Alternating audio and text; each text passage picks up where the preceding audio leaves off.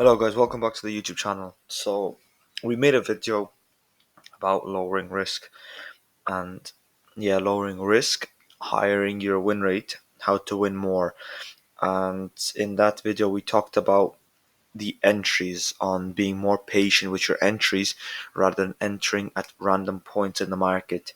Again, this video is about how to up your win rate, and at the same time, if you up your win rate, it's gonna lower your risk. If you don't know what risk management is, it doesn't matter how good your win rate is. If your win rate is 60%, meaning you win more than you lose, you will end up still not being profitable if your risk management is not good and you, for example, win two times and the third trade is meant to be with statistics and probability a loss, but let's say you win 1% and 1%, you're up 6%, and you decide to risk 2% on the next trade, and then you lose heavily, and then you think to yourself, no, but I've won the last two trades, I'm going to risk 2% again on basically the same trade, which is wrong analysis or maybe a bad day for the market.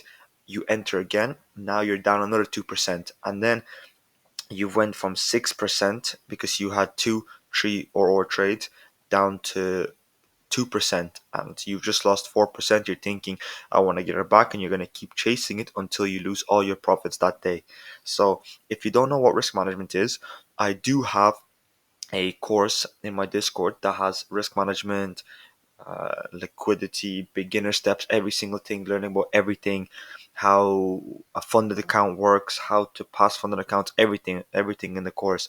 You can also join the Discord for free because many people are in there are in there free, just talking trading. Advanced traders who don't need a mentorship, they just want to talk with other traders. Everything's in there. So in this video, I'm going to talk about increasing your win rate. So obviously, people say to have a better win rate, you want to trade with the trend. But trading with the trend is understandable, but let's say this is a 1 hour time frame. Well, it is. And you're trading with the trend. So you see that you have a market structure shift here, or even market structure shift here, then a break here, break whatever this.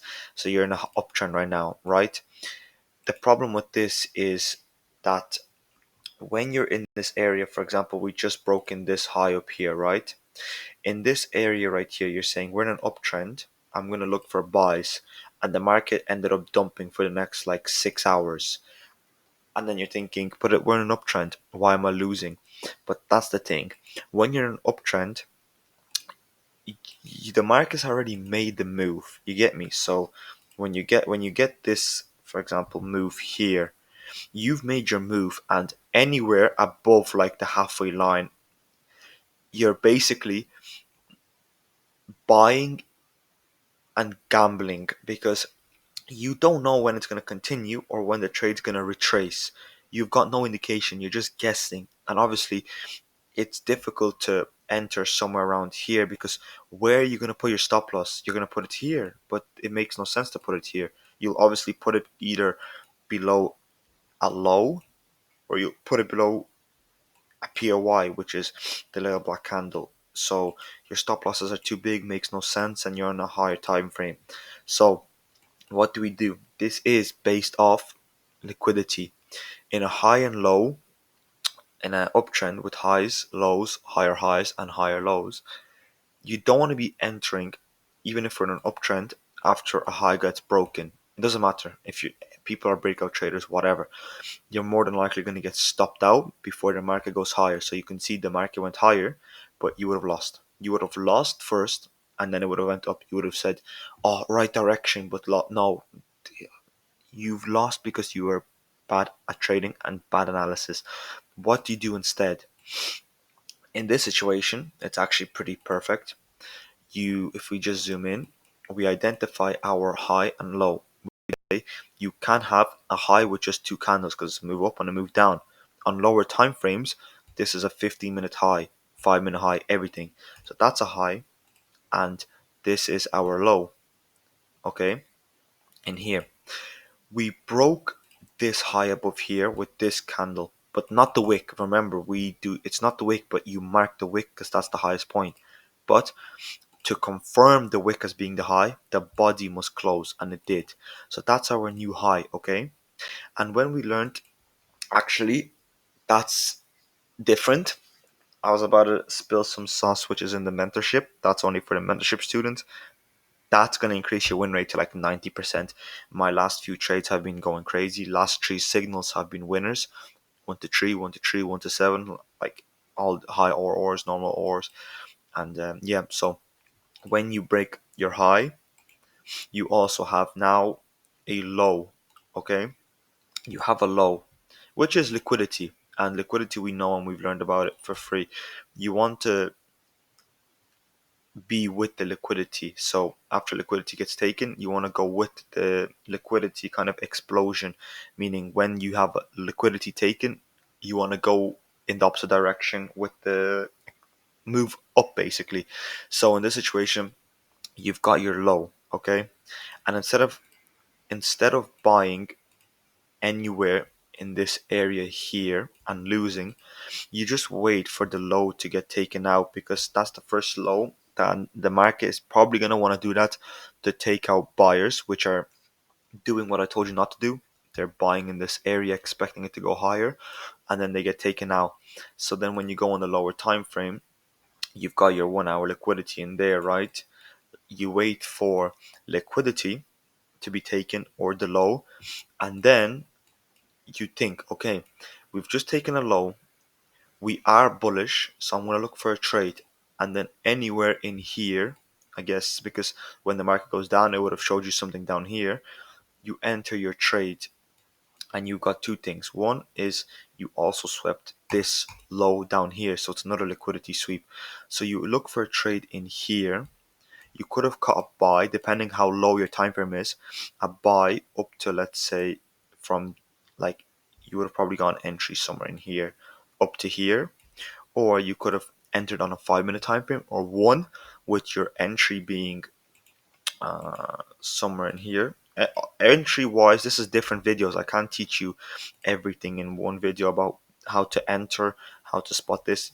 Entering, you need a stick for other videos, but your entry could have been something like this. So you would have entered somewhere in there, stopped below the low, and let's say you went up, accumulated, went back down, could have hit break even if you moved break even. So you can choose. You could have hit a 1 to 5, or you held, hit break even, or if you're emotionless trader and you said I'm going to go for with the trend and you didn't move break even, you just went a bit into drawdown, then you went up to 10 to 1 at this high.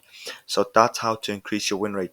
Yes, you trade with the trend, but you don't fight the trend by breaking a high here and then saying right here, breaking a high in here and saying I'm going to go for a buy and then losing out with this huge drop.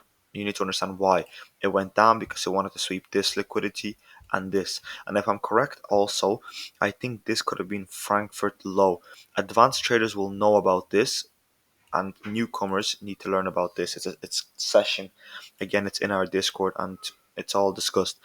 So that's how you increase your win rate.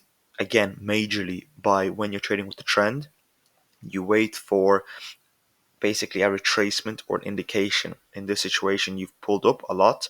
Again, even in this leg up, you've got more chance of winning a buy if you wait for this retracement. And when this retracement works or happens, let's say you saw something in there that can give you a buy, you could easily buy up. But again, you had no liquidity in here on the higher time frame.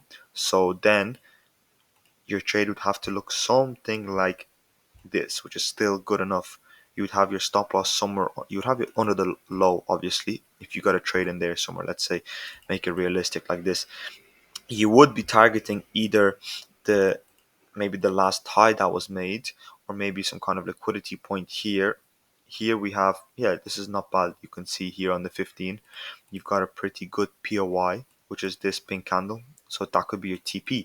You think, okay, price is going to use this high as liquidity. You can target that for a 1 to, I think it was 1 to 2 or 1 to 2.5.